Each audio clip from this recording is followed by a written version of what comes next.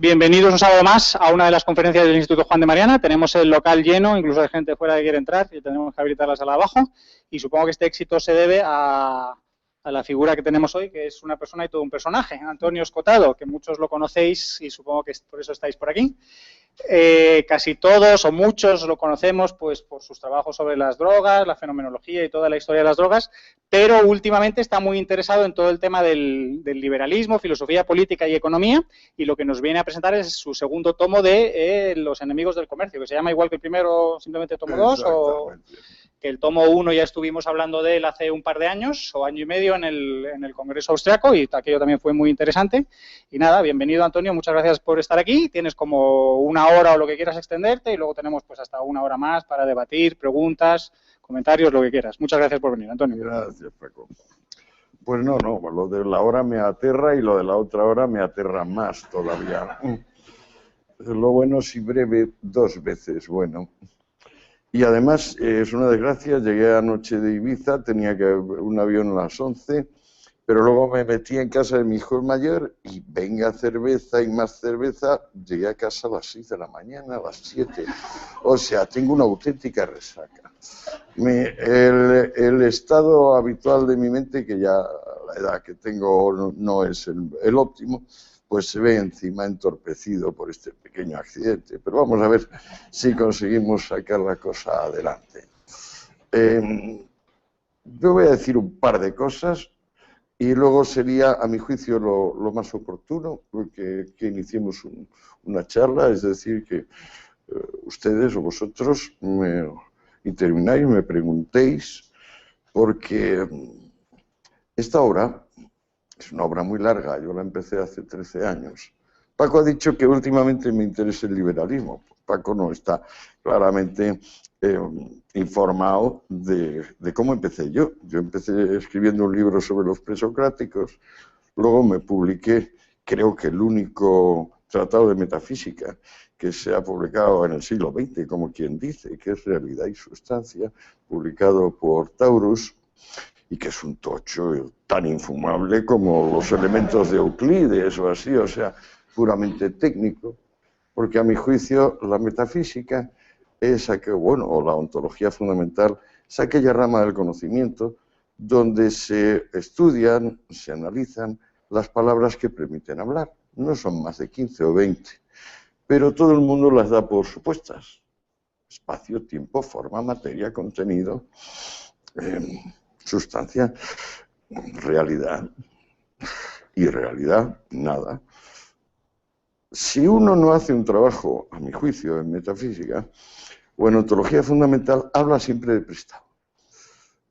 La metafísica es la poesía en prosa, y entonces detenernos en los sutiles matices que puede haber, por ejemplo, en la palabra sustancia, cuando la emplea Aristóteles, o cuando la emplea Spinoza, o cuando la emplea Leibniz, o cuando la emplea Platón. Bueno, eso es una especie de cosa para eruditos a la violeta, pero sin esa erudición a la violeta, al hablar de prestado, cada vez que rascamos no hay nada.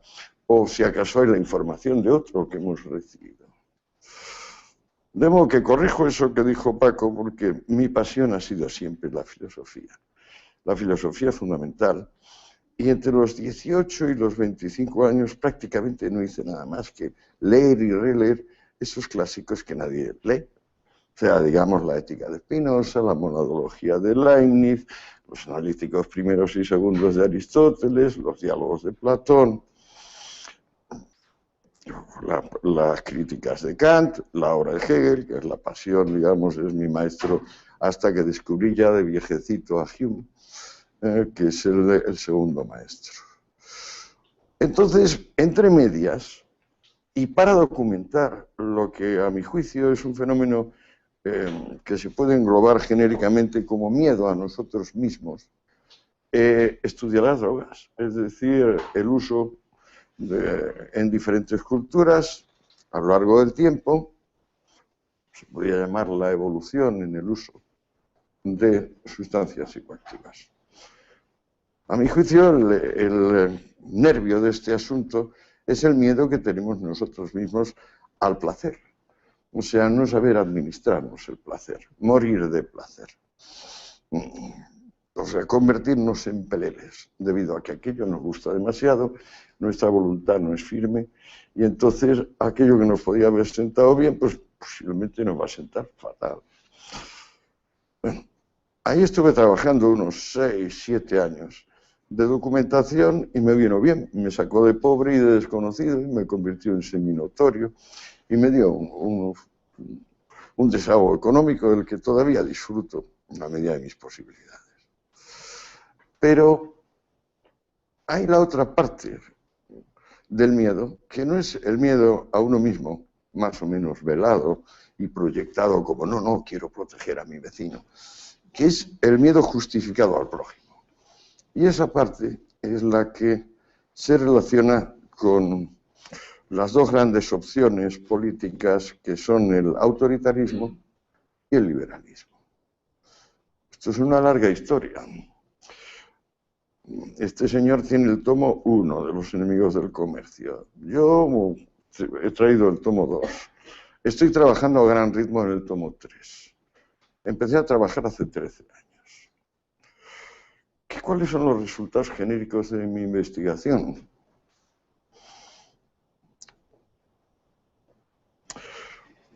Se pueden ver como toda línea recta miente de alguna manera y la verdad es esencialmente curva. Pues me gustaría empezar sugiriéndoles que una de las grandes tendencias del culturales y del ser humano es considerar que la fantasía, el sueño, el ideal, tienen más vitalidad, son más intensos y tienen más conexión, digamos, con el instinto, con la vida emocional de las personas y que es conveniente seguir la fantasía, el sueño, el ideal. Porque la realidad es previsible, sosa y plana.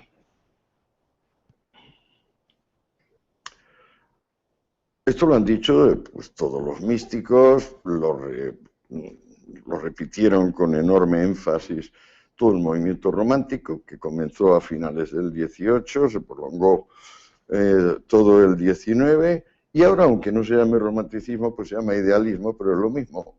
Sigue siendo preferible el mundo onírico a la plana realidad.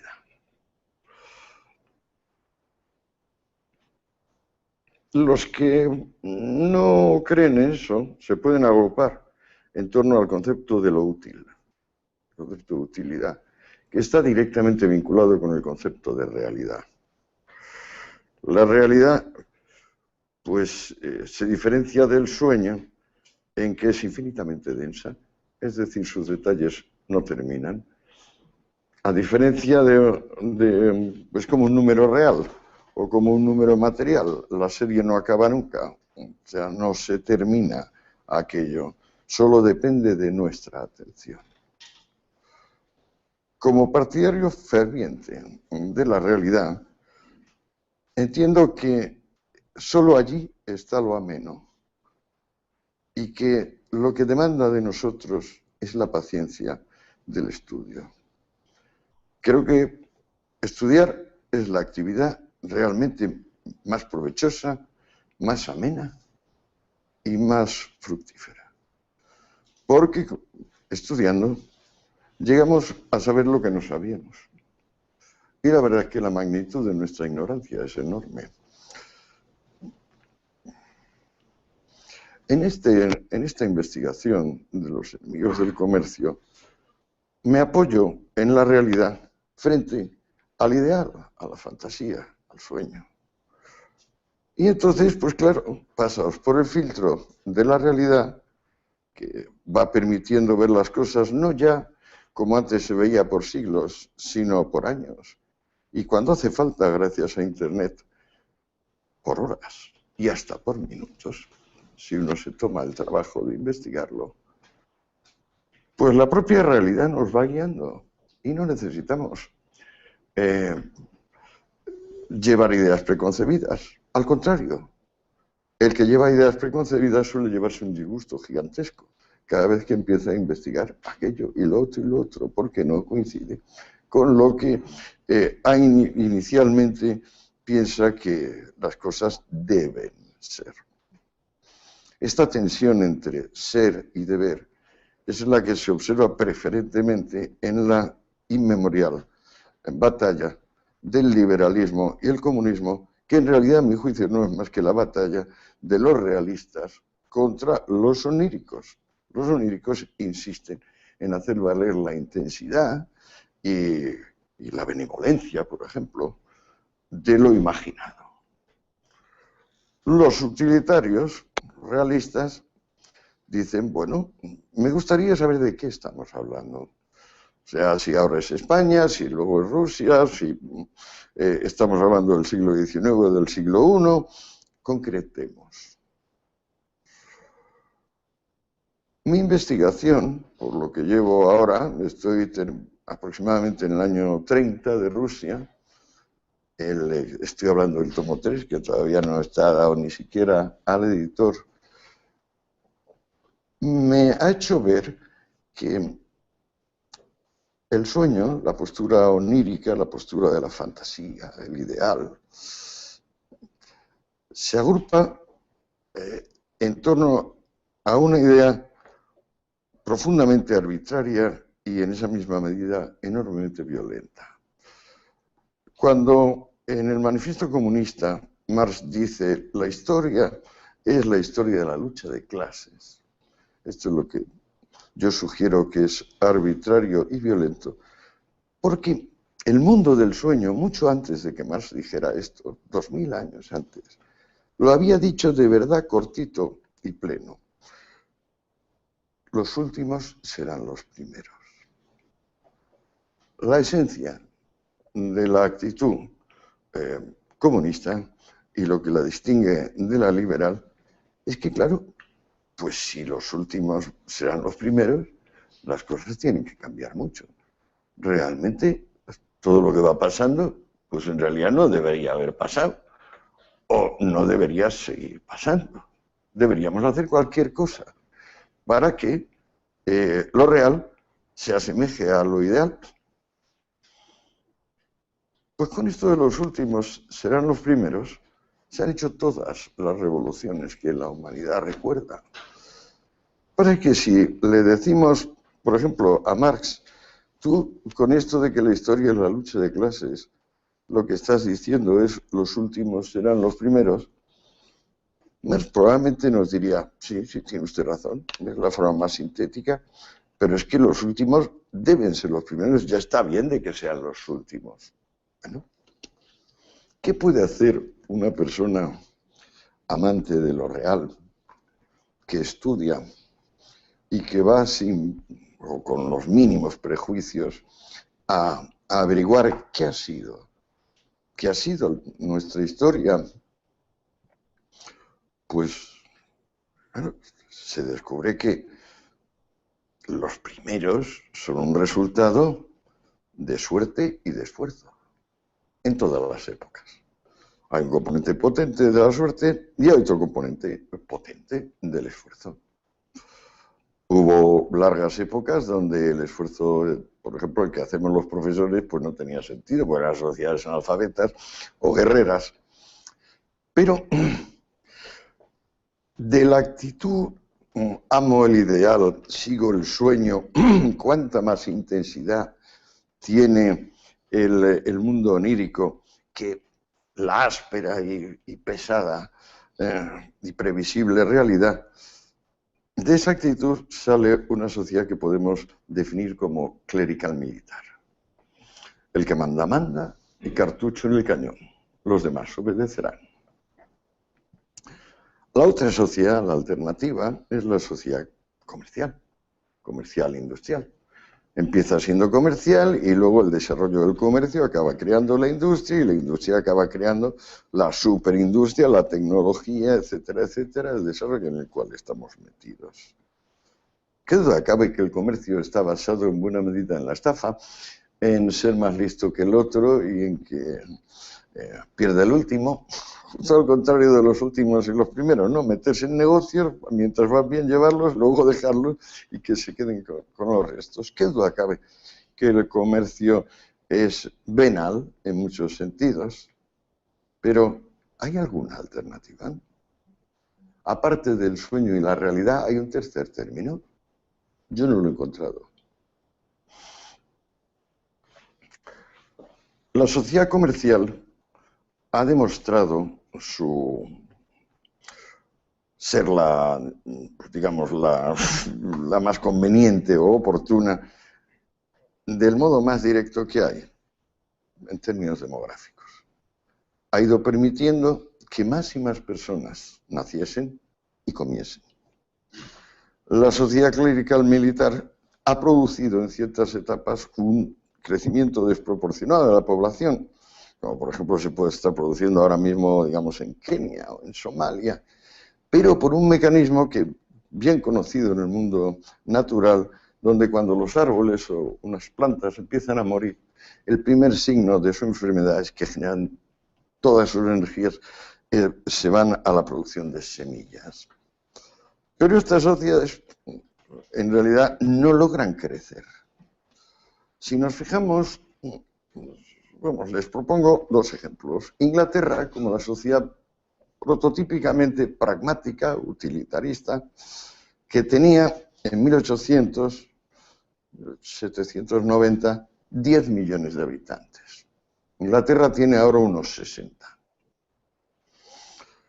No ha bajado la renta de los habitantes de Inglaterra hoy respecto de los habitantes de Inglaterra en 1790 y sin embargo tienen lo mismo o más, pero son 6 veces más personas. Veamos el ejemplo ruso. Rusia, antes de entrar en la Primera Guerra Mundial, se acercaba a los 200 millones de habitantes. Con la guerra perdió 10 millones. Con la revolución perdió 31 millones. Estamos hablando de 6, 7 años. Desde entonces empezó a subir un poco en los años 30, levemente un repunte demográfico con Stalin, pero claro, llegó la Segunda Guerra Mundial y volvió a perder otros 20 y tantos o 30 millones más en el conflicto. Al final, como sabemos, en el año 89, pues se acabó el comunismo en Rusia. ¿Qué pasa con la población rusa? ¿Sigue subiendo? ¿Baja? ¿Se mantiene? Baja 1 millón cada año, según los datos, digamos, de Naciones Unidas. El gobierno ruso está muy preocupado, claro, porque un país, el más grande del mundo, un sexto de la corteza terrestre, que nunca ha llegado a los 200 millones, si sigue con la tendencia actual, según la ONU, en 25 años habrá perdido 1/3 de su población y tendrá pues aproximadamente 115, 120 millones de personas, lo cual es una de las densidades demográficas más bajas del mundo, del planeta. Pobre Rusia. Estaban mal con los zares, estuvieron peor con sus redentores y ahora tampoco están bien, porque un país que pierde 1 millón de habitantes cada año no está bien. Y desde el punto de vista nutritivo, pues una gente que nunca ha comido bien, nunca han tenido fruta, nunca han tenido pescado, que es 2 elementos básicos de la dieta, y las cosas, los cultivos que cuestan esfuerzo, pero que por eso mismo dan dinero, digamos, la remolacha azucarera, el algodón, pues no lo hacen porque, qué casualidad, hay alguna extraña relación entre preferir el ideal y la indolencia y preferir la realidad y la diligencia. Precisamente se puede decir que la pretensión de que los últimos sean los primeros está vinculada con acabemos con el privilegio de los diligentes, de los que se afanan en su trabajo y salen adelante en la vida, siempre que tengan la ayuda de la suerte. Pues no sé si tengo prácticamente nada más que contarles que estas obviedades. Voy a repasar un momento mientras veo esto. ¿Qué podemos esperar? ¿Que el liberalismo gane al comunismo? ¿Que el comunismo se recupere y gane al liberalismo? Yo creo que tenemos que acostumbrarnos a que el factor último sean los primeros, es decir, el resentimiento, el deseo de que el mérito no lleve a ninguna parte. La tesis de que lo mejor es tener un Mesías, una figura paternal que guía a los pueblos. Esto existió siempre y me temo que va a seguir existiendo siempre. El grupo de las personas que no toleran el merecimiento está ahí y me temo que puede ser un porcentaje notable de la población. No se han hecho estudios específicos sobre la personalidad autoritaria concretamente la personalidad autoritaria solidaria, que podríamos decir en este caso. Entonces, el resultado de mi investigación, pues quienes creemos que no hay otra fuente de justicia que la libertad, quienes creemos en la libertad como justicia, hemos sido bendecidos históricamente con sociedades mucho más prósperas, donde han florecido las ciencias, donde existen derechos civiles. Eso sí, sin perjuicio, naturalmente, de que la vida no es jauja, para nadie en ningún caso.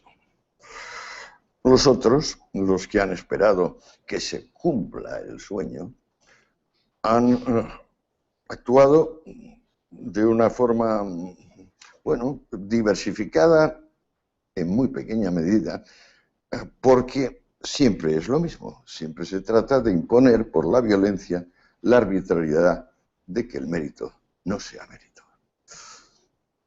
Odiar mucho la vida, lamentarse de haber sido expulsado del paraíso. El origen de todos estos señores es la cuestión de que el trabajo es una maldición. ¿Cómo podemos decirle a una persona el trabajo no es una maldición? El trabajo es la única bendición que hay.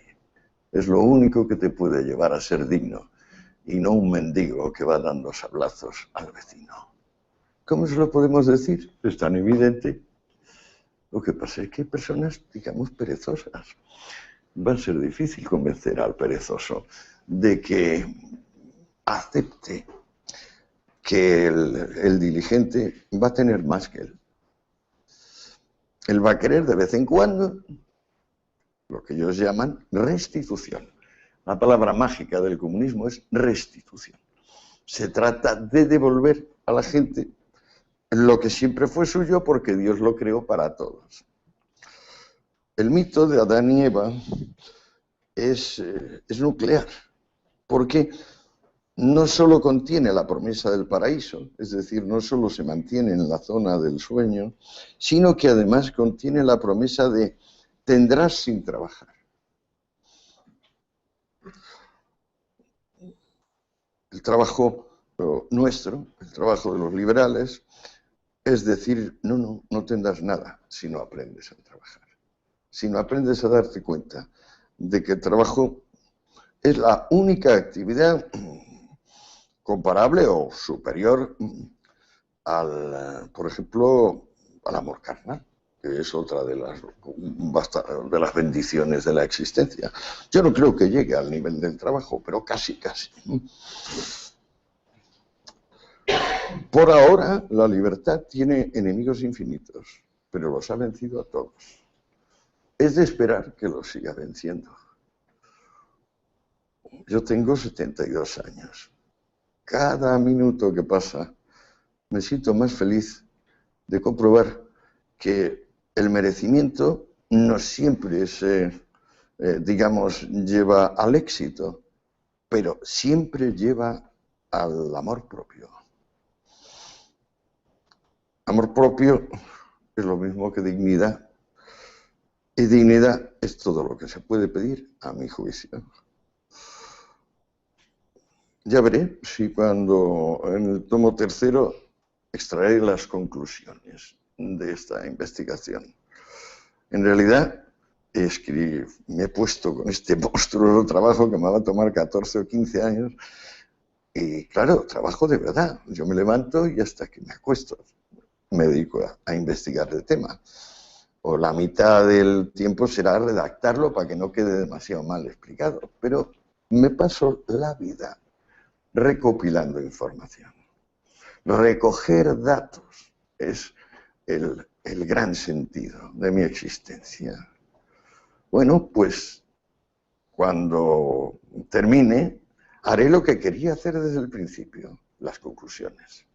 He contado aquí, de una forma muy vaga, algo de esas conclusiones. Creo que si seguimos hablando, podríamos precisarlas, no lo sé. Las conclusiones son, ¿por qué demonios no respeta usted la libertad? Porque luego se dice, no, es que estamos contra la propiedad privada. La propiedad privada es lo que nos ha sacado de la vida salvaje. Este libro se llama Una historia moral de la propiedad. Estar en contra de la propiedad es estar en contra de la libertad y estar en contra de la prosperidad y estar en contra del sentido común. Pero, señores, tengamos en cuenta que nuestro adversario tiene ese programa específico. Yo voy a poner al primero último y al último lo voy a poner primero. Y como no hay otra forma de hacerlo, pues lo voy a hacer mediante revolución. Resista usted a mis tropas. Por ahora hemos ganado. Ya veremos. Yo creo que los que detestan el mérito tienen salud. Tienen suficiente salud como para que debamos buscar una manera de convivir a largo plazo. Nosotros, digamos, tratándoles con la benevolencia que trata un padre al hijo, si tiene varios, al único que es incapaz de estudiar o incapaz de prosperar, o siquiera capaz de vivir sin sentarse de vez en cuando ante un psiquiatra, un psicólogo o un asesor espiritual. Los demás son capaces de aferrarse a la libertad y decir, nací con esto y me moriré con esto. Los otros pues, están plagados por el sentimiento de qué injusta es la vida y sobre todo qué malos son fulano y mengano, especialmente los que han tenido éxito. Si se fijan ustedes, los comunistas no han odiado nunca a los que tenían el poder y el dinero hereditariamente, es decir, a los emperadores, a los papas, a los nobles. La esencia del odio del comunista es el nuevo rico, es decir, el que lo ha conseguido con su esfuerzo y con ayuda de la suerte. Este es el odioso por definición. Se diría, pues no hay nada que hablar, no tenemos nada que hablar con esta gente, los amantes de la libertad, no tenemos nada que hablar con los amantes de la obediencia y del autoritarismo. Y sin embargo tendremos que hablar.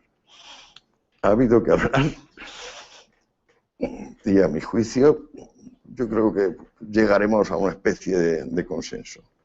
Fíjense ustedes que acabamos de pasar con el señor Zapatero 8 añitos de experiencia interesante y curiosa, o sea, que ha afectado seriamente las arcas públicas. Bueno, nada, que ya me he enrollado demasiado. O sea, si les parece, ahora ya charlamos.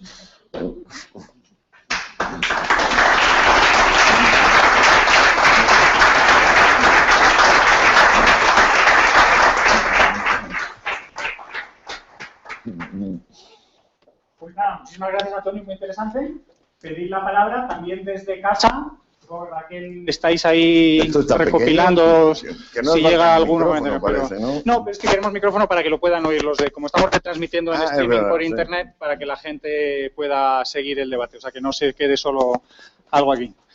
Venga, ¿quién se anima a empezar? Venga, si nadie se anima te voy preguntando yo. Claro. Me ha parecido interesantísimo el resumen que has hecho, muy abstracto.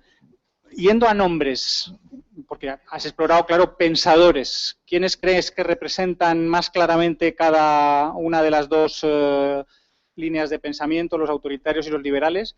Como llevas mucho tiempo a hacerlo y ya tenías formación filosófica, todo se ve muy claro y se ha confirmado lo que ya pensabas. ¿Hay alguno que te ha sorprendido que no es tan una cosa o la otra, o está todo muy gris, muy oscuro? Al único pensador, digamos, comunista con percepción de la complejidad, que es lo que suele faltar, porque claro, decíamos que la diferencia entre el sueño y la realidad es que la realidad contiene infinitos pormenores y el sueño nada, no contiene más que como mucho una vaga y pasajera imagen que normalmente es borrosa, es como alguien que no lleva la graduación de vida en sus gafas. Pues hay un partidario del ideal, digamos, de la no propiedad, con idea de la complejidad. Uno solo que yo haya encontrado en mi larguísima investigación, y es el ruso Bakunin.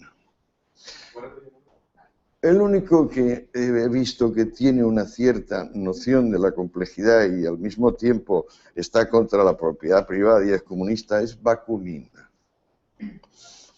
Mikhail Bakunin, el padre del anarquismo, sí. Cuando Marx hablaba de que la necesidad histórica había impuesto una clase paria, que era la que estaba trabajando para crear la industrialización, y que esa clase paria por sí misma crecería hasta ser pues la inmensa mayoría, en palabras textuales del manifiesto de Marx, llegaría a ser la inmensa mayoría, y para no morir de hambre y de necesidad, no porque lo quisiera, sino impulsada por la necesidad histórica, igual que se mueven las masas inertes de la física newtoniana, impulsada por eso haría la revolución. Bakunin le dijo, tú estás en la higuera, ese proletariado que estás hablando es un camelo, no hay nada parecido a la clase virtuosa y explotada. Al contrario, muchos de esos que tú mencionas que están ahora en las fábricas prosperarán y se convertirán en burgueses y en partidarios de la propiedad privada. Nuestras fuerzas solo se pueden reunir si llamamos a los atracadores, los ladrones, los psicópatas, los dementes, los bandidos rurales. Esta es la única tropa capaz de hacer la revolución. Entonces, ahí se nota que Bakunin tiene una idea de la complejidad. Marx el pobre, pues como Kropotkin, por ejemplo, que es un anarquista posterior, es un partidario irremediable de la simpleza.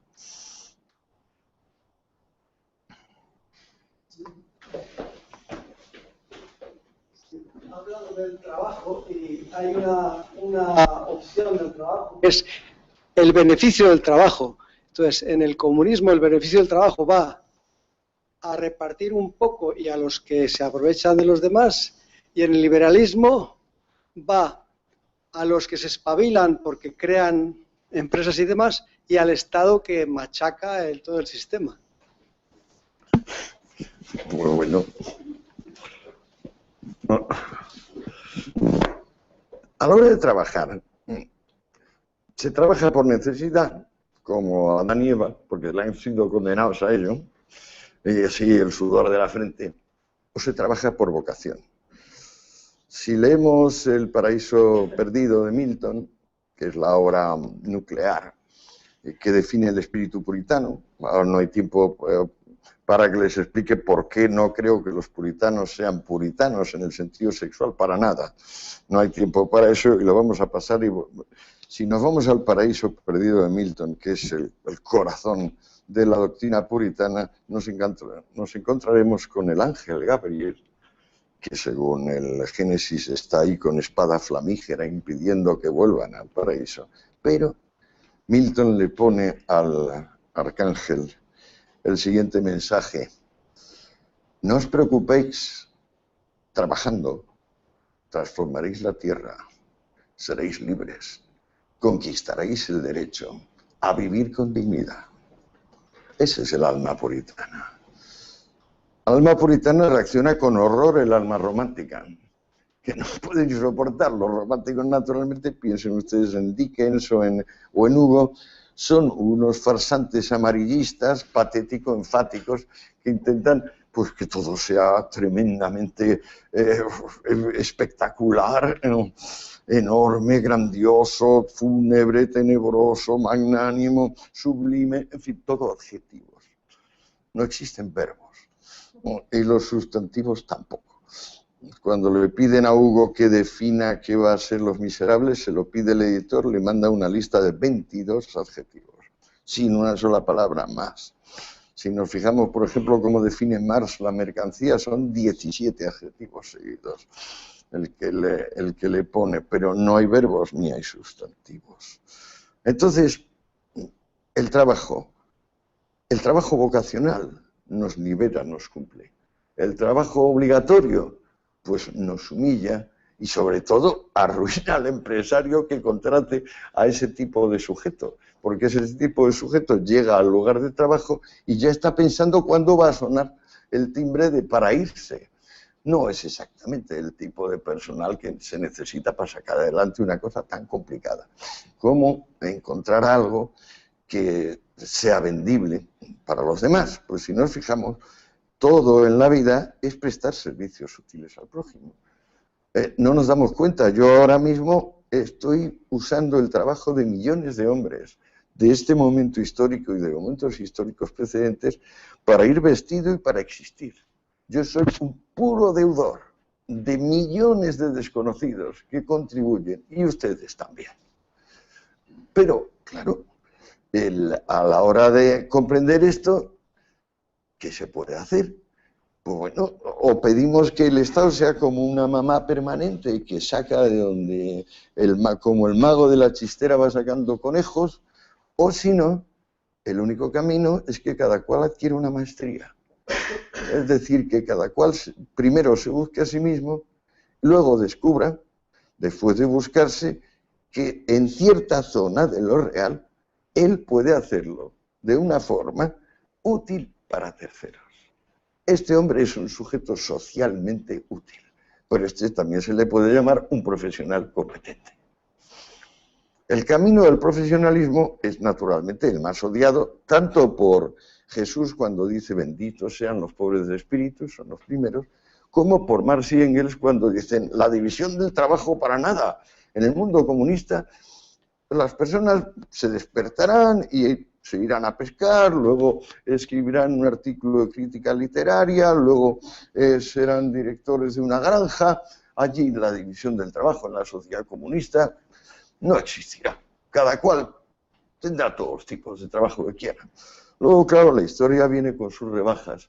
Y resulta que por primera vez en la historia de la humanidad el trabajo se convirtió en obligatorio, pero en el sentido de reclutamiento industrial.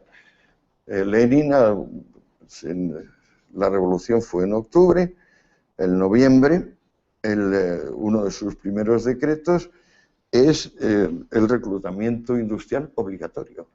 Es decir, antes nos reclutaban a la mili obligatorios, pero al llegar Lenin cundió el reclutamiento obligatorio dentro de las profesiones. Él prefería olvidar lo que le había dicho a Marx y Engels, aquello de que haremos lo que nos da la gana en cualquier caso. Pero si se fijan ustedes también, otra de las características de las revoluciones comunistas es que nunca han sido llevadas adelante por personas que tuvieran maestría en algún profesional, o sea, que fueran sociólogos, filósofos, no. Pertenecían a una clase que yo intento definir con bastante cuidado, sobre todo en el tomo 2, que es la del intelectual. Ustedes pensarán a lo mejor que intelectual y científico es lo mismo. Me temo que no. Me temo que el científico no tiene nada que ver con el intelectual. Schumpeter, en el Capitalismo, Socialismo y Democracia, si no recuerdo mal, en el año 45-46, cuando se publicó el libro, decía: el intelectual es el experto en concitar el resentimiento. Existe desde los monjes levantiscos de la Edad Media, ha ido pasando, y claro, es un tipo de persona señoritesca, en el sentido de que no tiene, o sea, no trabaja, más que en su cosa, no le gusta trabajar ni por cuenta propia ni por cuenta ajena. Se distingue del sabio precisamente en que está en una zona muy fina de conocimiento, la necesaria para excitar la cólera popular, es decir, para concitar la rabia de otros, pero nunca ha tenido tiempo para realmente capacitarse en tal o cual rama de conocimiento. No sé, esto venía a lo del trabajo que decía usted. Yo creo que ya hemos dicho bastante, ¿no?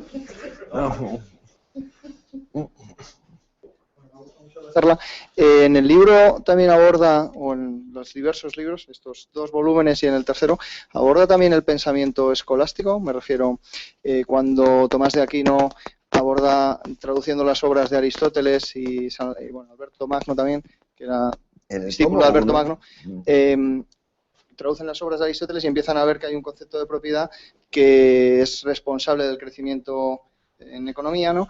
Y luego también eso lo coge la Escuela de Salamanca, ¿no? Francisco Vitoria, claro, siguientes, ¿no? ¿Eso lo aborda en el libro? ¿Y de qué forma? ¿O de qué? Claro que sí, porque es que el gran follón se crea cuando coincide la revolución comercial del siglo XII con el Código de Graciano, o Código de Derecho Canónico, y la prohibición del interés del dinero, que prácticamente cortocircuita lo que acababa de surgir. O sea, se acaba de descubrir la letra de cambio. Los templarios acaban de poner en funcionamiento una cosa muy parecida al cheque. Se generaliza la contabilidad por partida doble. Digamos que se pueden movilizar las energías en forma de empresas de tal y cual nivel, y entonces viene la Iglesia y dice, prohibido el interés del dinero. Pero prohibido con que le quema usted vivo, si insiste usted en cobrarlo.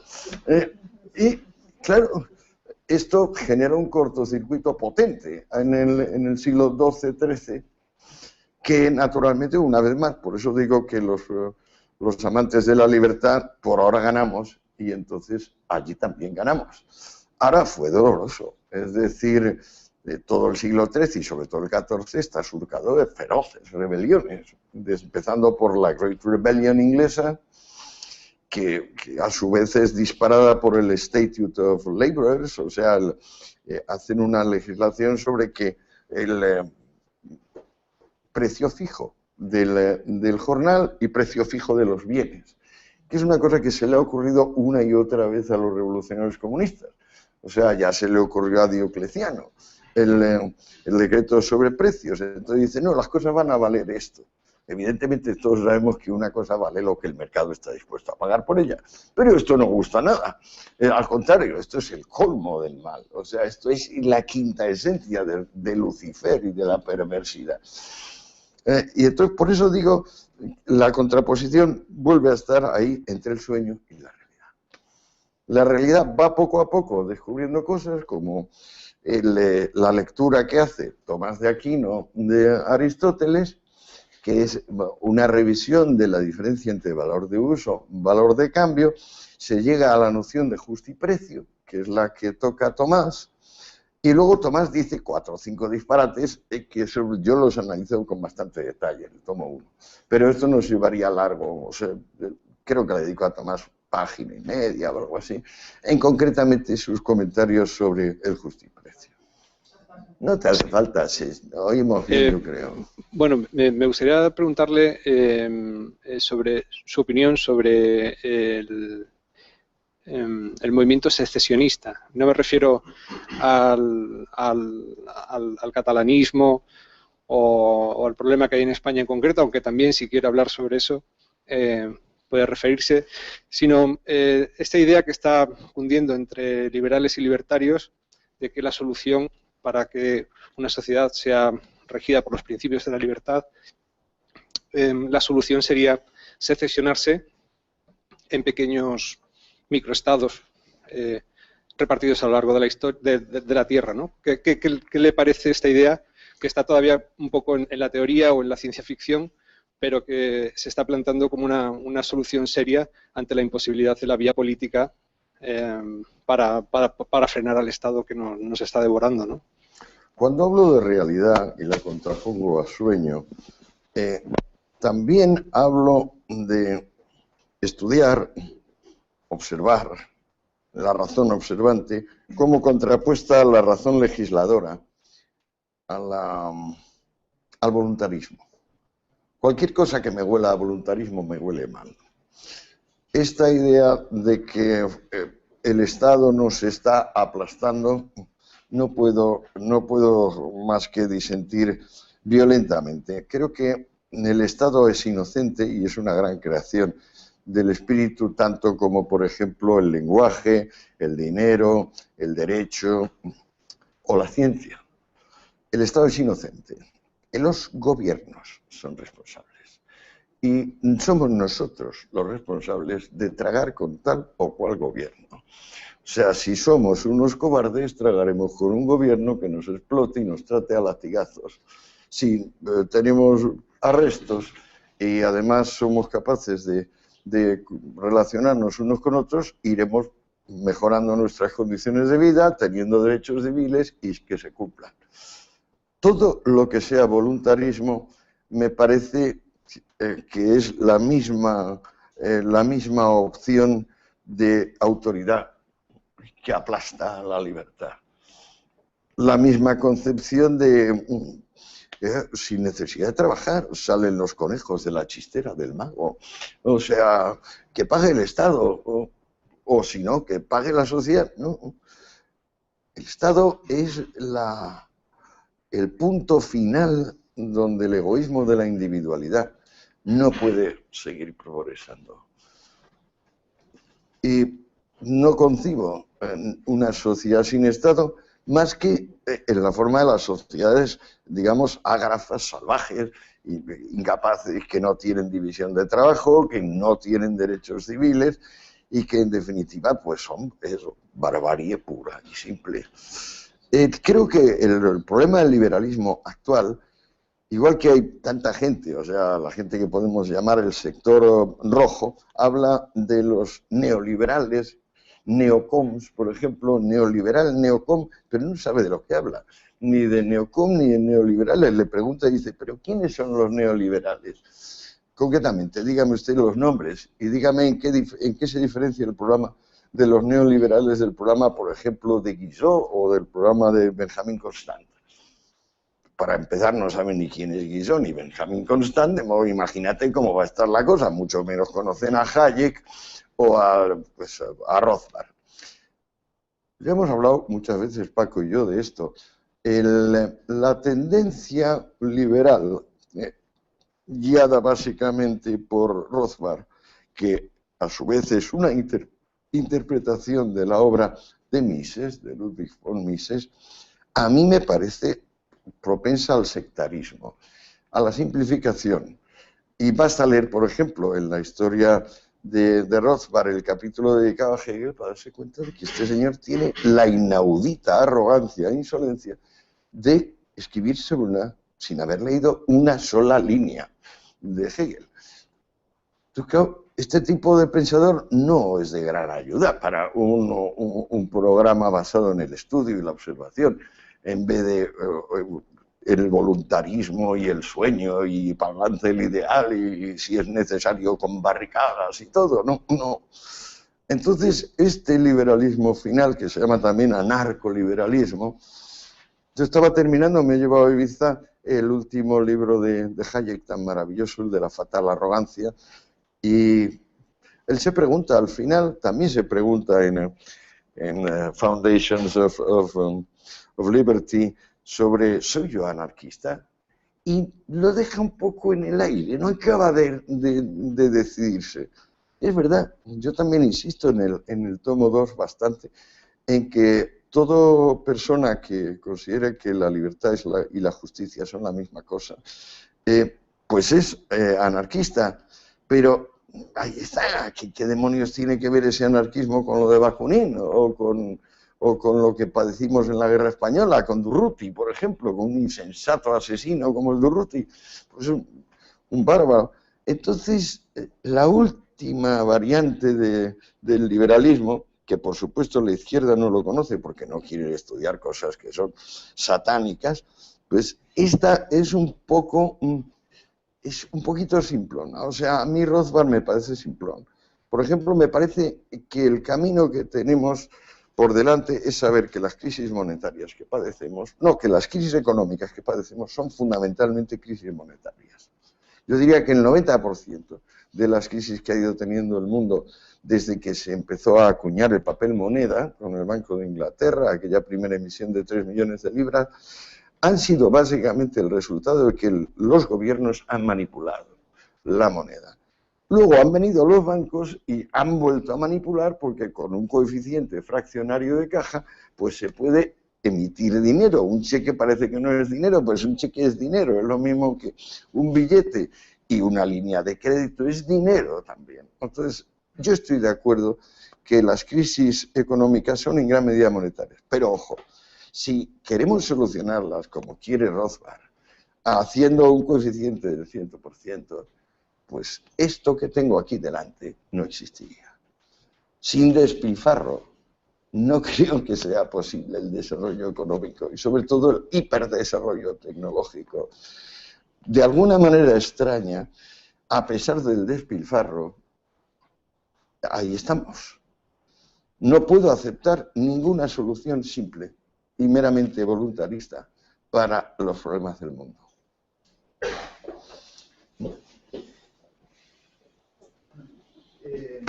El tema también del voluntarismo, creo que a Rothbard le falta una parte que estoy encontrando en otro autor, que es Dalmacio Negro, en Historias de las Formas de Estado, y luego también un discurso que ha tenido en enero de este año sobre la ley de hierro de la oligarquía, de Robert Mitchell. ¿Sí? Entonces él tiene muy en cuenta las oligarquías. Entonces en cualquier grupo humano siempre hay una oligarquía que lo va a controlar. Espontáneamente en un equipo de fútbol, porque un señor tiene más liderazgo y tal, en una empresa igual. Por llamarlo oligarquía, lo podría llamar élite. Conectando, o élites extractivas, como hace Acemoglu también, ¿no? Pero bueno, en el caso de conectando las oligarquías con los estados, independientemente del tamaño de la unidad política, digamos, que tengamos, si la oligarquía es extractiva y quiere imponer un determinado sistema político, lo que está pasando ahora en las autonomías con el nacionalseparatismo o con el socialismo que se impone en otras comunidades autónomas, te lo va a imponer igual, independientemente de esa unidad. Entonces, yo también pienso que no deja de ser una falacia eso de ir dividiendo las unidades políticas hasta ad infinitum, digamos, ¿no? Entonces, quería también saber cómo usted interpreta el tema del Estado y la evolución del Estado en función de esa oligarquía, porque cuando surge el Estado moderno, en el siglo XVI, digamos, sí, en torno al siglo XV-XVI. Bodino.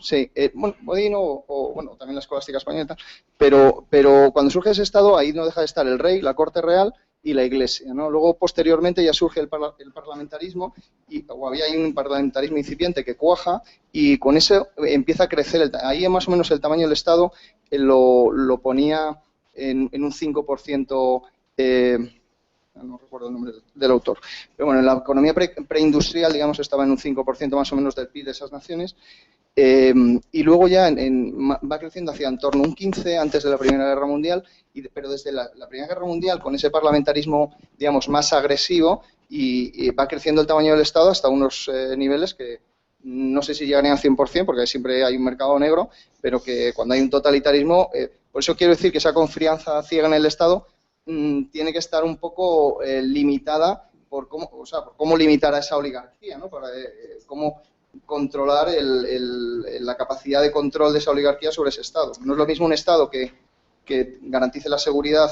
a nivel interior, exterior y jurídico, que un Estado que se meta en temas sociales y que los políticos empiecen a utilizar esas instituciones morales que no son las de la sociedad de un orden de mercado, sino son las de una sociedad más de un orden político, no sé, como las clases o el tal. Entonces quería saber qué le parece a usted esto de ligar el tamaño o limitar el tamaño del Estado, limitando el poder de esas oligarquías, ¿no? Independientemente del tamaño del territorio, ¿no?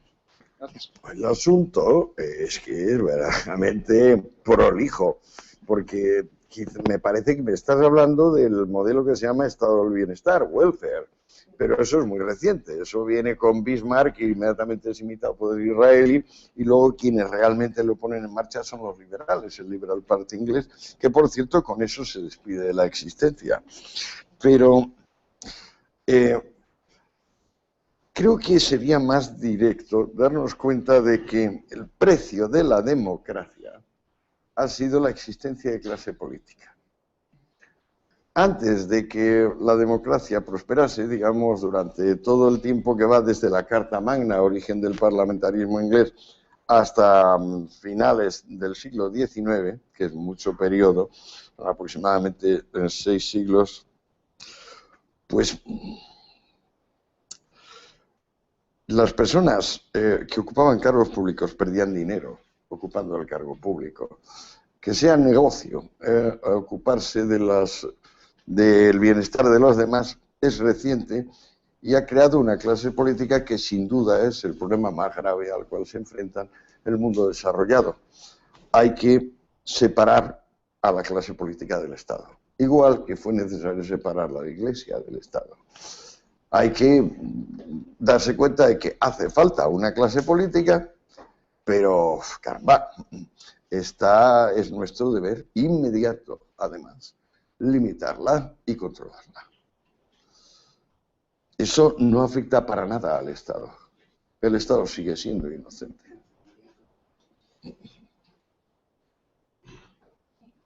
Vamos a introducir una pregunta que viene desde Internet. Bueno, desde Twitter se trata de Gustavo Vargas desde Lima, que nos pregunta que qué opinión tiene de los comunistas libertarios o anarquistas de izquierdas. Si puede haber algún tipo de sintonía con ellos, desde el liberalismo. Pues bueno, a eso lo puedo contestar que por ahora van publicadas 1.600 páginas sobre ellos. Y calculo que acabarán en unas 2.100 o 2.200. Es imposible resumir 2.000 páginas en una frase. A mí me parece que cuanto más detalle tiene una cosa, pues más realidad. Me he dado cuenta que se puede escribir un libro sobre aquello que uno va descubriendo, sin incluir un solo elemento de lo que uno sabía antes de ponerse a escribirlo. Esa es la experiencia de esta obra. Cada vez que hay algo que yo ya sabía, eso no está ahí. Ahí solo está lo que yo no creí que fuera, pero qué casualidad fue. Entonces, esa secuencia completa de toda mi ignorancia, eso es lo que me parece que es el camino de la investigación científica. No me parece que un científico pueda hacer otra cosa más que descubrir. Pero no me parece que haya ningún camino distinto para descubrir que el de investigar. Investigar, pues, es abnegarse, negarse a sí mismo. Es decir, que sea la cosa. Dejarla ser. Muchas gracias por la charla y por el diálogo. El planteamiento que usted hace es una dimensión que podríamos calificar de global, ¿no? Lo onírico frente al realismo. Por ejemplo. Sin embargo, sí, lo digo a nivel de ser humano. Sí. Entonces, sin embargo, la investigación, quizás estoy equivocado, parece muy centrada en la sociedad occidental, ¿no? Yo le quería preguntar si ha estudiado también otras civilizaciones, estaba pensando en las sudamericanas o la China, y si se ha producido este fenómeno de contraprestación onírico-realismo, ¿qué vehículos ha tenido y qué diferencias señalaría usted, si es que lo ha estudiado, que no lo sé, entre la parte occidental y oriental? Y de concreto, muy rápidamente, se ha referido a que en el siglo XI, durante la Revolución Comercial, la Iglesia prohíbe el tipo de interés. ¿Pasó algo parecido en China? Pues fíjese, precisamente me encanta lo de China. Y como en el tomo 3, uno de los núcleos del tomo 3 es cómo demonios pasa China del imperio a la dictadura comunista. He empezado a estudiar, como estudio yo, boom, metiéndome en internet y que llegue, acumulando hasta que de repente cuando hay algo bueno con el sistema de copy-paste, o sea, marco, me lo llevo a mi documento primario y luego ya lo traduciré, depende de la lengua que sea.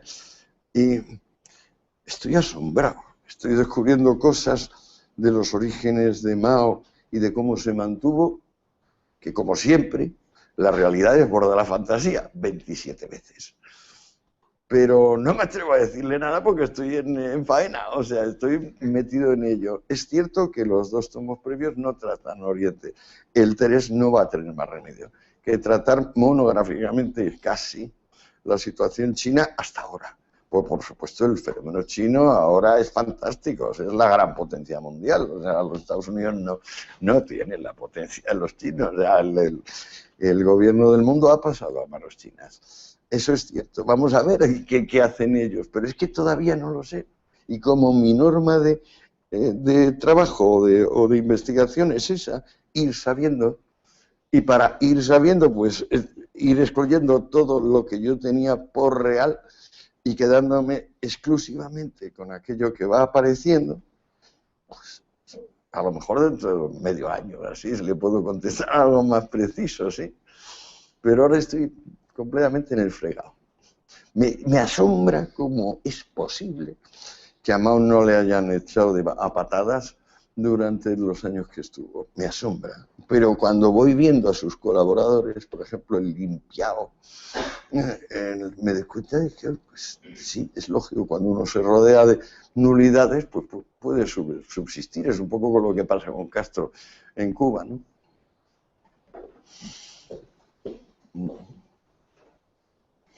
Hola, muchas gracias por la charla. Yo le quería pedir si podía ahondar un poquito más en lo que usted ha dicho de que, bueno, de que cierta, digamos, entre comillas, ha justificado que la religión pues es un poco la culpable de, digamos, de crear la ideología de que todos tenemos que ser iguales y aquella persona que es talentosa, que es rica en espíritu, ¿no? Bienaventurados los pobres de espíritu. Maldito el rico en claro, espíritu. porque no dice ricos de espíritu, en fin, o el comunismo que ha dicho que, bueno, que tiende hacia digamos, la ideología de izquierda a crear gente homogénea, igual, y entonces esa gente que es brillante, que es, bueno, que necesita la sociedad, diligente, que es trabajadora, etcétera, ¿quién es la responsable? ¿Es solo la religión? ¿Es solo la ideología de izquierda? Porque, bueno, yo sí que veo ahora, como dentro de la enseñanza, que, por ejemplo, no sé, los jesuitas, pues, por ejemplo, antes sacaban excelencia en honor a aquel que se esforzaba más, o los marianistas ponían destacados, pues salían los alumnos destacados que eran brillantes en música, era gente talentosa, ¿no? Entonces ahora como que la educación pues tiende a que todos seamos iguales, que los chavales, no sé, aquel que destaca no le puedes destacar porque los otros se van a deprimir, en fin. Luego se justifica, digamos, hay 1000 justificantes para que la gente realmente no cumple. Bueno, yo soy logopeda, pero por ejemplo, un niño no hace los deberes, o pues que es hiper dinámico, es no sé qué. Siempre se justifica, digamos, cualquier alumno que no cumple con su obligación. Y no se, digamos, no se trata de decir, bueno, pues tienes que esforzarte, es cuestión de trabajo, el estudio requiere trabajo. ¿Cómo lo ve usted? Quería primero que ahondase en eso. Bueno, es que es eso, cuando un señor viene y dice, benditos sean los pobres de espíritu porque de ellos es el reino, pues ya lo demás se sigue. Es evidente que luego Tertuliano lo precisa muy concretamente, y Tertuliano es el primer apologeta en el sentido cronológico, y dice, con qué placer veré a esos arrogantes sabios y escritores y poetas como Homero y Aristóteles y Platón tostarse en el infierno, es lo mismo. Es decir, es la continuación, sí, de la cuestión. En el caso español, el sistema educativo no fue literalmente dirigido de una forma así sistemática hacia el pobre de espíritu hasta la ley Maraval del 82, que al crear el departamento con el voto secreto, donde también vota la señora de la limpieza, el delegado de alumnos y la parte B de la administración, los funcionarios B de la administración, pues prácticamente acababa con el mérito. Siempre habrá más número de profesores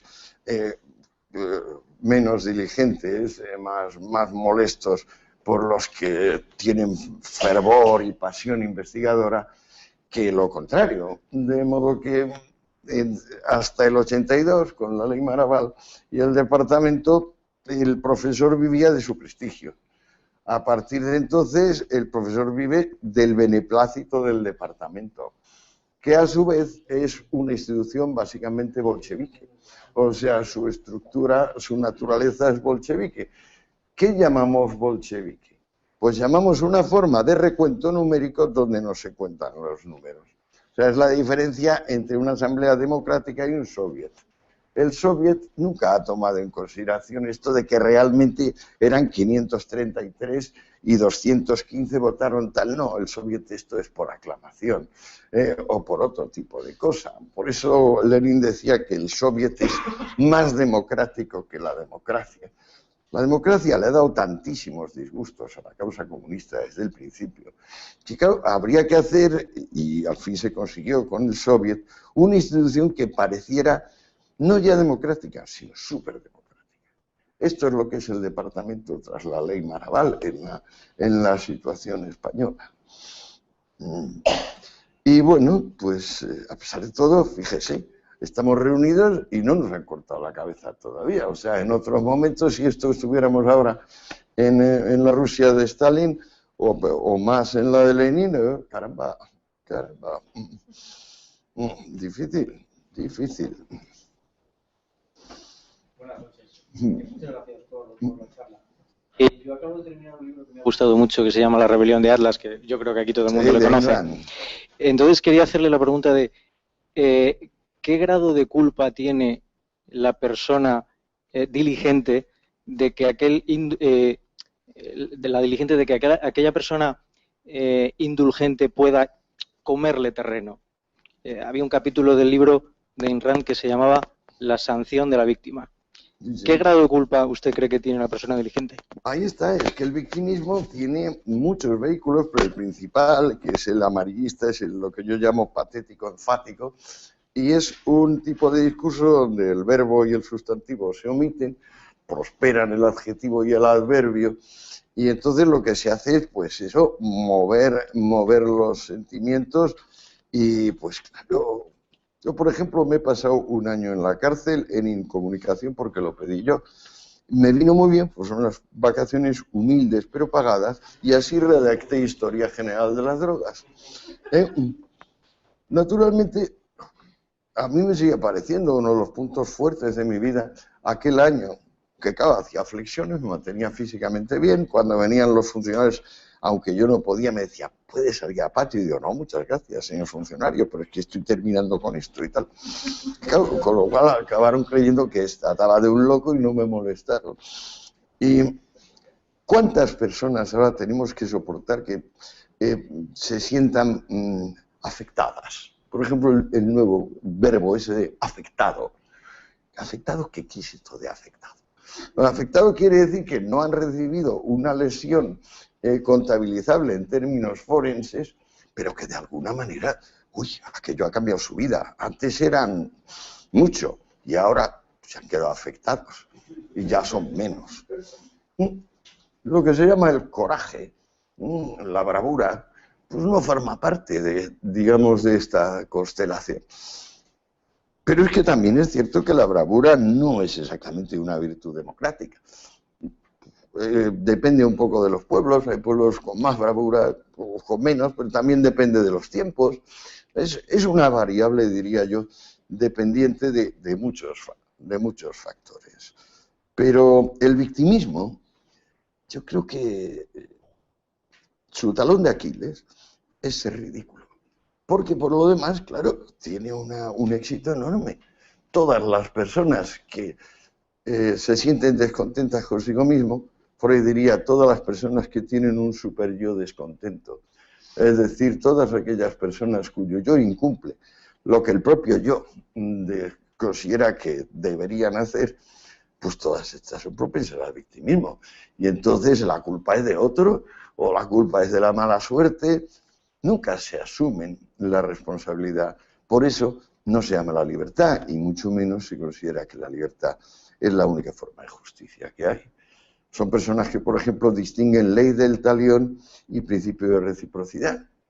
Aparte del factor este truculento del ojo, de lo del talón, la ley del talión lo único que dice es no pidas sin dar, no recibas con ingratitud. Y si pides sin dar y recibes con ingratitud, ya me encargaré yo de no darte jamás y no incluirte en el círculo de mis relaciones. Creo que eso, vuelve a lo de Rand, y dice, si nosotros toleramos al victimista, le estamos subvencionando. Muchas gracias por la charla. Usted ha explicado que el investigador científico, su misión sería descubrir la verdad o la realidad. La realidad. Si esto es así, ¿cómo es posible que alrededor del mundo tantos investigadores, especialmente en el mundo académico, socialistas principalmente, pero que son mayoría, lleguen a una conclusión tan distinta a la que llegó usted, diciendo que el liberalismo se basa en el idealismo y que son ellos los que son los realistas, los que tienen el análisis de la realidad gracias al marxismo? Bueno, pues ahí está, es que es una paradoja, pero cuando empecé hablando de los últimos, eran los primeros, realmente es que esto es muy fuerte. O sea, va uno a coger todas las colas, imaginemos, la Unión Soviética además fue, y Cuba, todos los países socialistas de socialismo real, son países de enormes colas. Pues si se cumpliese el principio, tendrían que coger en cada cola y una vez que había 1000 personas, ¡pum!, situar a la 1000 en la primera y a la primera en la 1000. ¿Eso parece una broma? Pues no, no es ninguna broma, es lo que hacen. Entonces, ¿qué se sigue de ello? Un tremendo despilfarro energético. Es decir, se contraviene, es como pensar que el agua que llueve para arriba, por ejemplo, o que llueven ranas, cualquier tipo de cosa, ese amor por eso, por la fantasía. Pero cuidado, la novela gótica, que fue el género literario con más éxito del siglo XIX, estamos ahora otra vez con la novela negra, que es una variante de la novela gótica. Y el romántico se puede vestir con muchos trajes distintos, pero siempre hará valer la misma tesis de que, ¡joder, qué rollo la realidad, qué tontería! O sea, es mucho más verídico el ideal, mucho más intenso, tiene más vida. Entonces, bueno, ¿qué llamas tu vida? Claramente no se trata de parámetros energéticos, ni de parámetros definibles en términos conceptuales. Bueno, es una especie de cosa así, un tarugo interno, que básicamente insiste en cuánto me gustará ver cómo se tuestan los sabios descreídos cuando le llegue el juicio. Porque otra de las cosas que tiene esta gente en común del principio al final es lo del juicio. No sé si te has dado cuenta. O sea, el juicio final está presente desde el principio y no se ha acabado. La gran cuestión es si se expropiará compensando o se expropiará sin compensaciones. Estos señores, los enemigos del comercio, los enemigos de la propiedad privada, pues claro, quieren expropiar sin compensaciones. ¿Qué pasa? Que se empobrecen. Eso es lo que ha pasado. Es decir, hemos visto 115 años de experiencias comunistas y ni una sola ha producido prosperidad. Es más, en el libro yo tengo la ventaja de, como he investigado tan en detalle, he descubierto que sí, ha habido 6 sectas comunistas norteamericanas religiosas, que están documentadas profusamente, que fueron muy prósperas y que dieron lugar a algunas de las más importantes multinacionales actuales. ¿Pero por qué? Porque fueron sectas comunistas instrumentales. Es decir, el comunismo no era un fin en sí, sino que decidieron poner todo en común porque se estaban muriendo de hambre y era dificilísimo. Acababan de llegar, eran iglesias de estas disenter, iglesias separatistas, que acababan de llegar a Estados Unidos, y cómo salir adelante sin morirse de frío y de hambre. Pusieron todo en común y vivieron fantásticamente. Hubo otras tantas comunas, también en Estados Unidos, también en la misma época, basadas en intelectuales. Es decir, en el comunismo como fin en sí, la más importante fue la que fundó Owen, Nueva Armonía, que acabaron a tiros y a mordiscos unos con otros y muriéndose de hambre. ¿Por qué? Porque esto del último, el primero, ante todo, es un disparate energético. Es decir, es un planteamiento del agua como si no cayese por el plano inclinado. Al contrario, el agua tiene la característica de ascender los planos inclinados.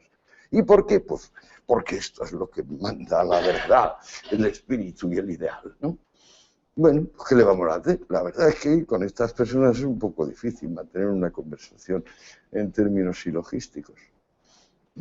Antonio, me cuelo para hacer un comentario respecto a esto.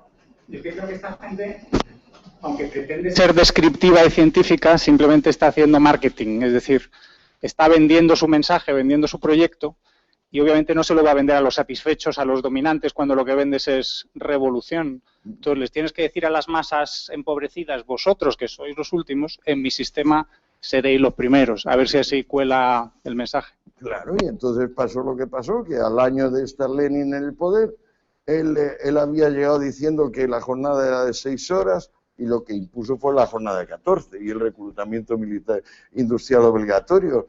Pero este tipo de cosas, bueno, lo que podríamos llamar en general la coherencia, que es el orden silogístico. Pues si te fijas, la coherencia te prohíbe extraer una proposición universal de una proposición particular.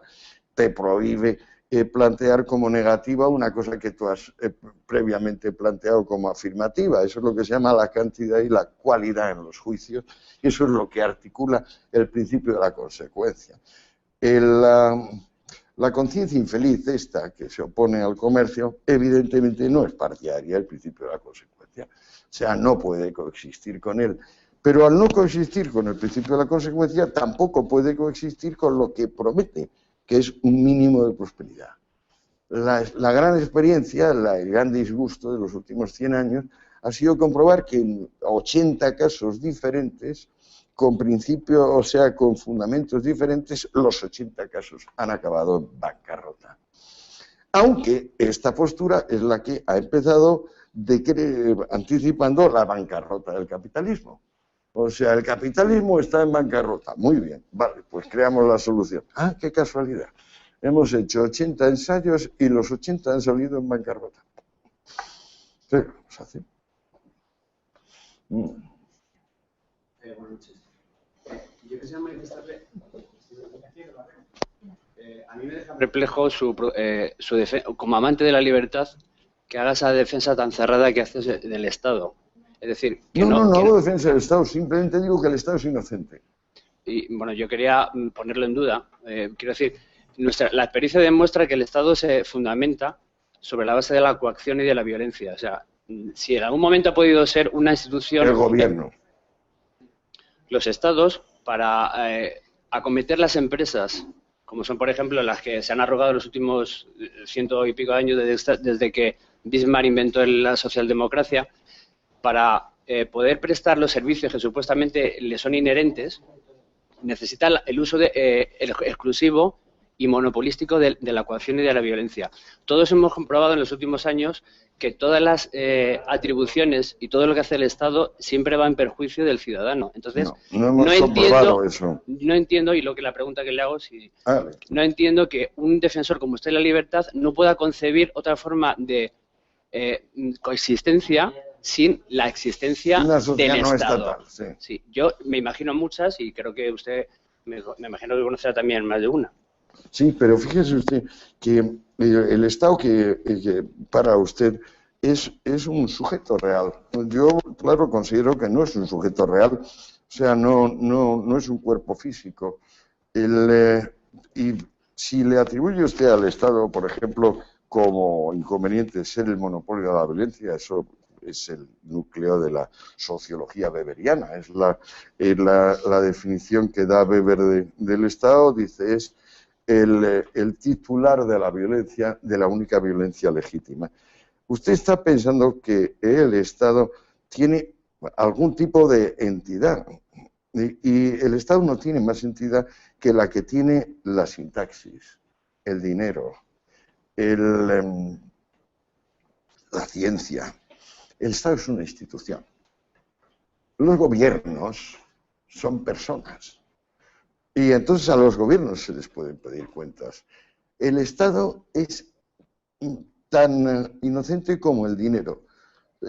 ¿Usted estaría en contra del dinero? Yo estoy a favor, como que según y cómo, quiere decir... O, por ejemplo, de la religión. La religión es una institución también de esa índole. O sea, es decir, tenemos que pasar de la religión, es algo parecido a tenemos que pasar del Estado. Entonces, ¿qué me quiere decir? ¿Todo con el Estado, nada contra el Estado? ¿Como Mussolini?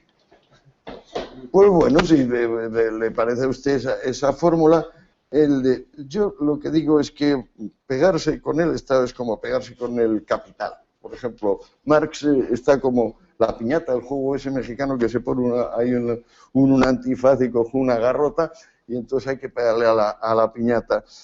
El capital, en el sentido de Marx, no existe. Monsieur le Capital, como lo llama él, y Madame la renta de la tierra, esas son las dos formulaciones, son seres imaginarios, son seres patético-enfáticos. El Estado, en el sentido de Rothbard, es un ser patético-enfático, inexistente.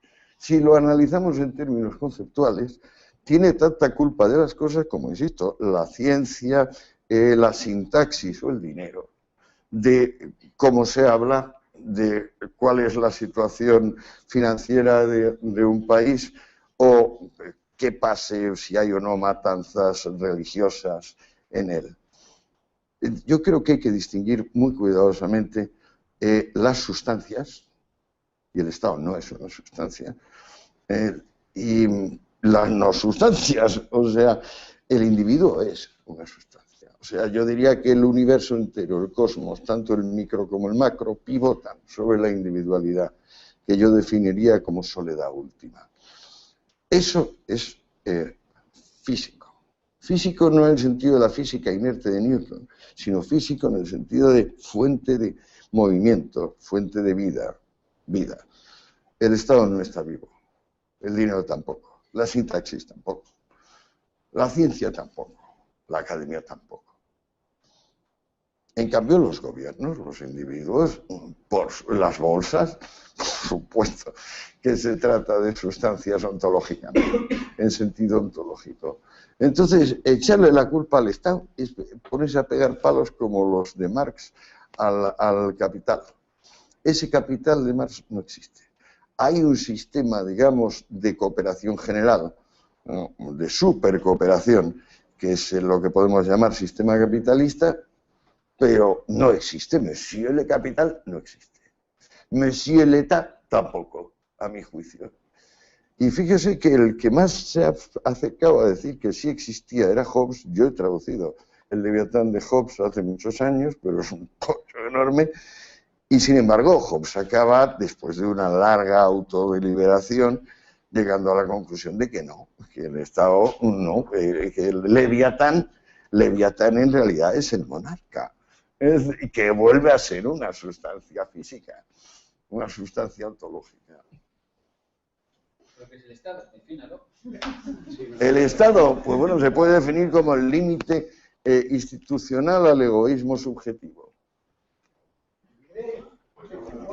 ¿Cuándo cree que terminará la guerra civil española? Pues difícil, porque ha habido 3 guerras carlistas y la civil hemos tenido 4 guerras civiles en un siglo.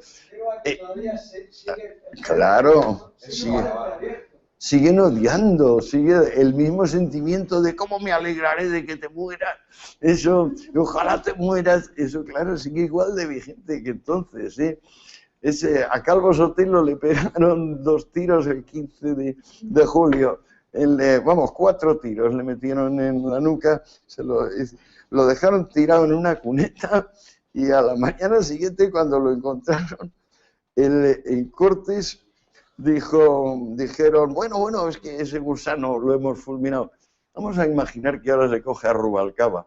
Lo encontramos cosido a balazos en una cuneta y se levantan los diputados del PP a decir, ya era hora, ese gusano ya lo hemos fulminado. Vale. Pues ahí se nota hasta qué punto hemos progresado, que eso ya no pasa. Vamos a ver si vuelve a pasar, porque si la economía sigue yendo mal, la solución más normal será el Frente Popular. Es decir, será una política frente populista, muy peligrosa. Pero eso va a depender del estado de cosas económico. Y eso va a depender también del nivel de competencia y efectividad de que sean capaces los trabajadores españoles, es decir, el rendimiento práctico que en cada una de las ramas de la actividad seamos capaces de producir. Hola, buenas noches. Antes, cuando citó a Rusia y su demografía como en un sistema totalitario había ido decreciendo la población, Sí. mientras que en Inglaterra de 10 millones se pasa a 60, Ujú. en un sistema liberal de costumbres, Sí. pues nos queda el futuro. Rusia sigue decreciendo y ahora Inglaterra empieza a decrecer, lo mismo que toda Europa, en nombre de estas, no diría costumbres, porque es un poco contradictorio liberales, costumbres liberales no, porque la costumbre es más bien conservadora, pero dentro de los hábitos de vida que se fomentan en Occidente en nombre de la libertad, Europa se está convirtiendo en un continente envejecido, la Europa socialdemócrata.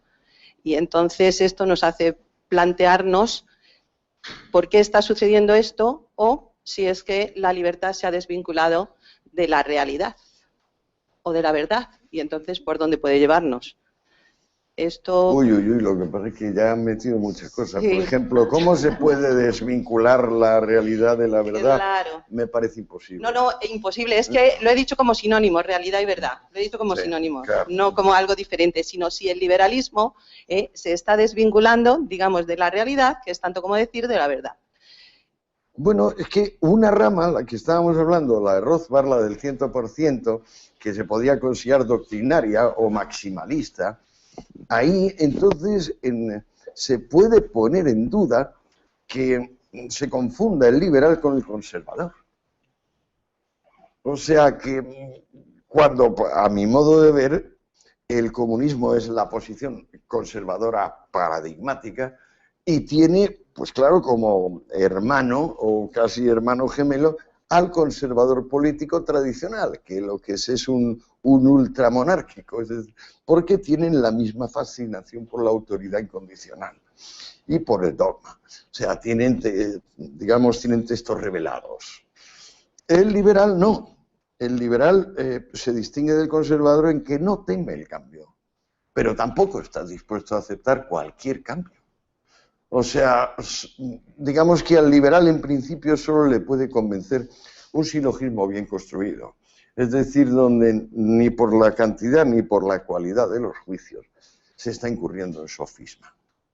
Yo quisiera terminar el tomo 3 con 2 o 3 silogismos bien organizados sobre la cuestión, porque claro, silogismo no es más que la concatenación de premisas.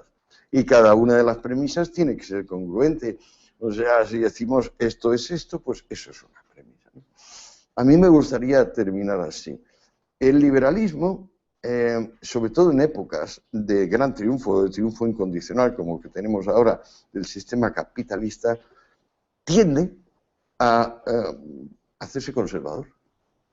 Y entonces a olvidar sus propias raíces, a mi juicio. Y yo no lo estoy diciendo en abstracto, lo estoy diciendo pensando en la obra concreta de Rothbard. A mí me parece que ese señor es conservador, para empezar, por la ignorancia. Vamos, ¿identificas conservador con ignorancia? En parte sí, el conservador es que no le interesa. El conservador tiene textos revelados, ¿cómo va a investigar si tiene escrituras reveladas? Bueno, lo digo porque actualmente hay personas que se definen liberal conservadoras, contradicción en los términos. Claro, es un poquito. Sí, pero por ejemplo Hayek en algún momento, o por ejemplo Margaret Thatcher, o por ejemplo Esperanza Aguirre.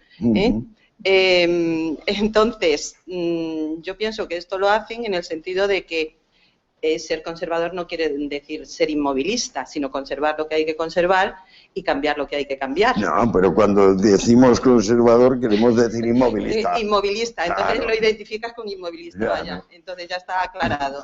Bueno. Bueno, es que inmovilista tiene que ser el que tiene textos sagrados. El que tiene verdad revelada no tiene más remedio que ser inmovilista. En realidad es lo mismo, o sea, es un contrasentido. Y yo no he visto nunca ningún conservador que no tenga su dogma. Sí, pues hay científicos que empezaron con una hipótesis intentando probarla y al final ellos mismos, cuando la realidad se oponía, acabaron cambiando. Pues entonces eso se puede decir que cuando la realidad se impone, el conservador, si es honrado consigo mismo, también puede cambiar. Claro. Digamos, siempre que respetemos la realidad, Claro. siempre que vayamos a ella sin prejuicios, yo creo que somos liberales. Bueno, la otra pregunta que quería yo hacer, no sé si... es que cuando se hablaba del Estado, el Estado no es nada, efectivamente, lo que hay son personas, sustancias, pero el Estado es una estructura y el Estado y esa estructura tiene un funcionamiento. Esa estructura la llenan personas, claro, y esas personas pueden introducir una cierta inercia, que se van pasando de unas a otras y que nadie es capaz de... Y entonces, si hablamos ya de la estructura de poder, esa estructura llenada por personas que tienen el poder, van pasando el poder. De ahí que digamos tantas veces, bueno, se han ido unos y vienen a los otros y todo sigue igual. La estructura de poder sigue igual. No, porque fíjese que la estructura antigua de poder estaba basada en personas que ya lo tenían. Bueno, y ahora ha venido la clase política precisamente para, a través del Estado, a través de cumplir funciones estatales, adquirir esa propiedad y ese poder que no tenían. O sea, ahora no nos encontramos con una casta de gobernantes, nos encontramos con una auténtica clase política, que es completamente distinto. Y entonces, claro, tenemos que entenderlo en términos sociológicos, no psicológicos. Aquí empieza a ser diferente la conducta, digamos, intencional de cada miembro del comportamiento conjunto de esos individuos, que tienen unos intereses de conservación muy definidos. Y claro, los intereses de conservación muy definidos, qué casualidad, no podían por menos de pasar por una bendición del pobre espíritu. Por ejemplo, es curioso que a las mujeres de la limpieza de los ministerios se les pide saber inglés, pero no al presidente del gobierno.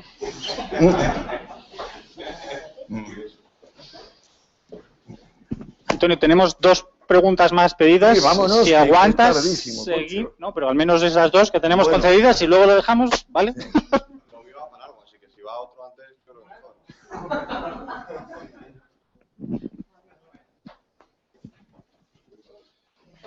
Vamos a ver, bueno, gracias, don Antonio. Bueno, a propósito de la verdad, ¿no? Cuando el compañero decía que bueno, que el científico busca la verdad y usted le corregía realidad, y yo le recordaba a usted y sus palabras de pequeño leyendo la biblioteca de su padre el criterio de Balmes, ¿no? Diciendo la verdad es la realidad de las cosas, ¿no? O sea que queda ahí la... Bueno, por otro lado, y ahora enlazo con Hume, ¿no? Al que usted dudo que descubriese, bueno... El amor de mi vejez. Cuando viajaba hacia allá, ¿no? Para las 60 semanas en el trópico, en el 2000 y demás, ¿no? Gracias. Bueno, en fin, podía recorrer todos sus textos, gracias por todos ellos, por el de Physis Apolis, ¿no? Que espero que si no tiene inconveniente me firme ahora y demás.